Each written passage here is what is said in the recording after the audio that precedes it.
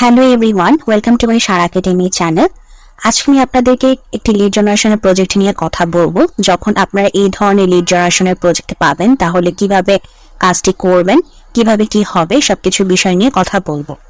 তার আগে আমি বলতে চাই, যারা আজকে আমার চ্যানেলে নতুন এসেছেন আপনারা এই যে আমার চ্যানেলের যে প্লে লিস্ট আছে সেই প্লে লিস্টে আপনারা লিড জেনারেশন কোর্স নামক প্লে লিস্ট পাবেন।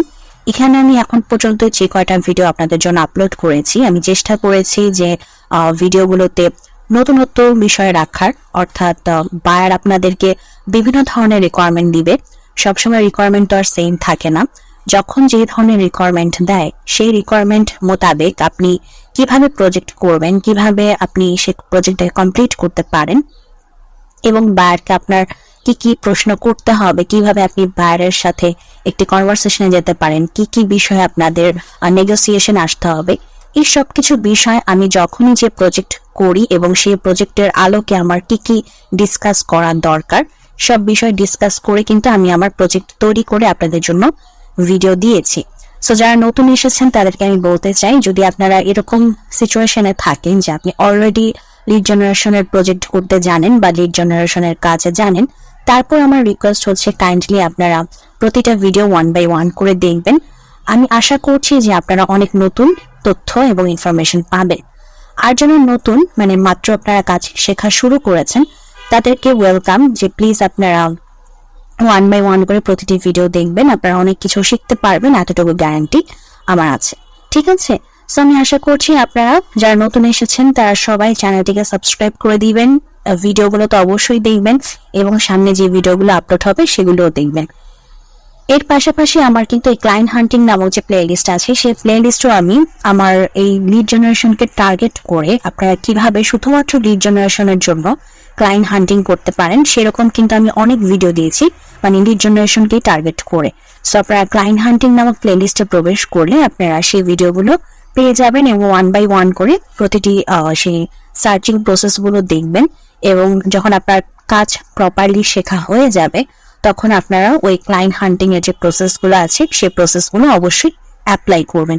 ওকে, তো চলুন এখন আমাদের যে আজকের যে প্রজেক্ট সেটা নিয়ে আমরা একটু ডিসকাস করি।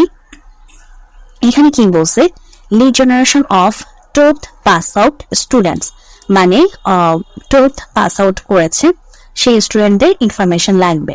দেখুন, আমাদের দেশে হচ্ছে যে বেসিক্যালি ক্লাস 10 এর পরে আমরা বলি যে inter first year, inter second year, but আমাদের দেশ বাদে বলতে পারেন পুরো ওয়ার্ল্ড ওয়াইডে ইন্টার ফার্স্ট ইন্টার সেকেন্ড বলতে কোনো কথা নাই। তারা হচ্ছে 10 এর পরে তারা 11 বলে, 12 বলে। তখন 12 যখন পাস হয়ে যায় তখন ওটাকে বলে 12th পাস আউট। ঠিক আছে? তো সেই এই 12th পাস আউট যারা করেছে সেই সব স্টুডেন্টসদের ইনফরমেশন লাগবে কেন সেটা আমরা একটু দেখি। কি বলছে, I want someone to generate leads for 12th pass out students who recently passed 12th. Okay, I want your name, father's name, email, phone number, address, qualifications. I want the right data so we can call every student and nurture them for admission to our institute. Okay, আচ্ছা, এই প্রজেক্টটা দুইভাবে করা যায়। প্রথম প্রসেসটা আমি একটু বলি। প্রথম প্রসেসটা করতে গেলে আপনাদের অনেকটা সময় লাগবে, কেননা দেখি ওনারা কি চেয়েছে। ওনারা চেয়েছে যে 12th পাস আউট স্টুডেন্টসদের লিড, তাই না? তো এই 12th পাস আউট স্টুডেন্টসের লিড বেসিক্যালি কোথায় কোথায় থাকতে পারে। এক হচ্ছে যে ওরা যে ইনস্টিটিউশনে পড়ে সেই ইনস্টিটিউশনে থাকবে, তাই না? তো ওই ইনস্টিটিউশন থেকে এখন আপনি যদি তাদের কাছ থেকে লিড নিতে চান, প্রথম কথা হতে পারে যে তারা হচ্ছে তাদের ভেতরকার ইনফরমেশন, মানে তাদের একটি স্কুলে বা কলেজে যেসব স্টুডেন্টরা পড়ে বা পড়াশোনা করেছে তাদের লিড কেন তারা বাইরে দিবে, তাই না?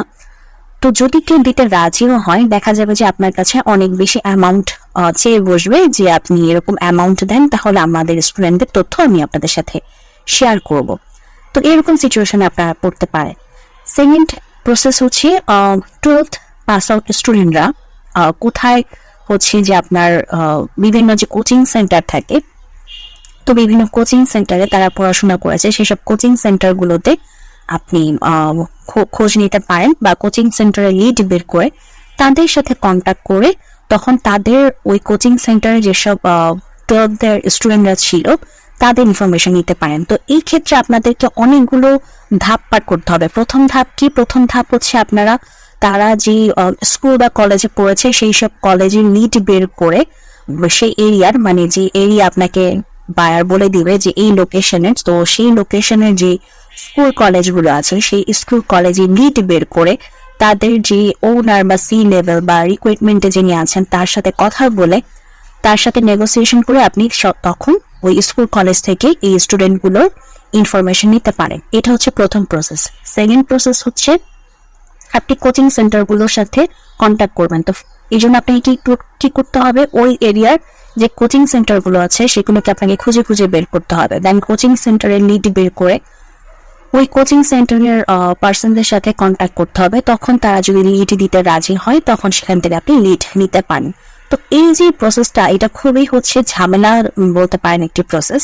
এর চাইতে সহজ যে প্রসেসটা সেটা আমি আপনাদেরকে এখন বলতেছি, সেটা হচ্ছে আপনারা অ্যাড রান করে দিবেন। ঠিক আছে? সো আপনারা আপনাদের বায়ারদেরকে কি বলবেন?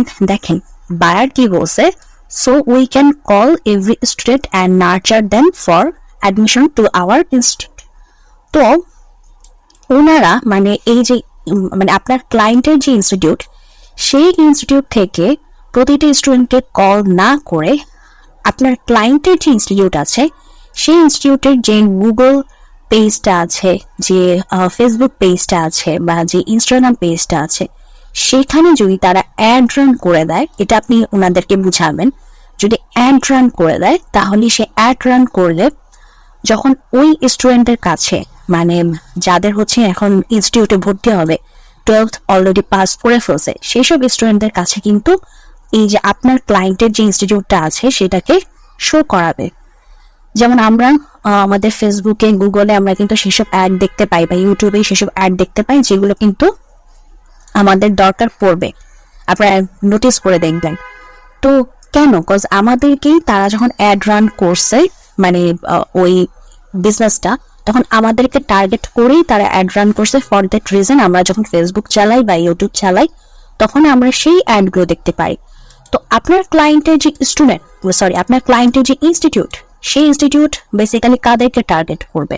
যারা অলরেডি 12th পাস করছে। সো যখন অ্যাড রান করবেন তখন আপনি টার্গেট করেই দিবেন ওই 12th পাস আউট স্টুডেন্টসদেরকে।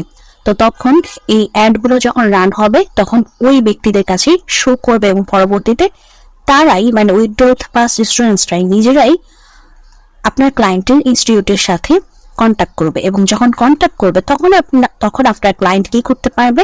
ওই যে ওই স্টুডেন্টদের নাম, father's name, email, phone number, address, qualification, এই বিষয়গুলোকে তথ্যগুলো তারা নিতে পারবে। তো এই বিষয়টা আপনি আপনার ক্লায়েন্টকে বোঝাতে পারেন। এখন আপনাদের অনেকের প্রশ্ন থাকতে পারে যে আপনারা তো অ্যাড রান করতে জানেন না। তো যারা আপনারা জানেন না তাদের জন্য আমি প্রথম যে 2টা ধাপ বললাম, যে ধাপটা আপনাদেরকে অনেক কষ্ট করে কাজ করতে হবে, আপনারা ওই 2 ধাপে কাজ করতে পারেন। আমি বলবো যে আপনারা যারা এখন B2B লিড জেনারেশনের কাজ শিখে ফেলেছেন তারা কষ্ট করে B2Cটা শুরু করেন, মানে অ্যাড রান করার কাজ। অ্যাড রান করার কাজ শিখলে আপনারা অনেক প্রজেক্ট আপনারা করতে পারবেন।